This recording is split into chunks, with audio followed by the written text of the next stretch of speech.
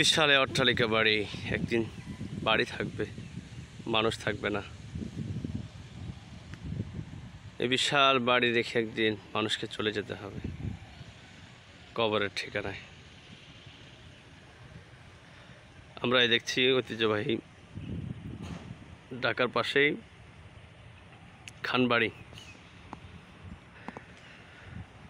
রূপগঞ্জ খানবাড়ি, যে অনেক বড় জমিদার, তার অনেক অগণিত কোটি কোটি টাকার সম্পদের মালিক।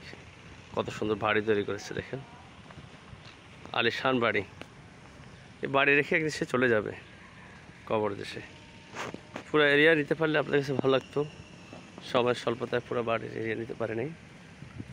অনেক সুন্দর মানুষ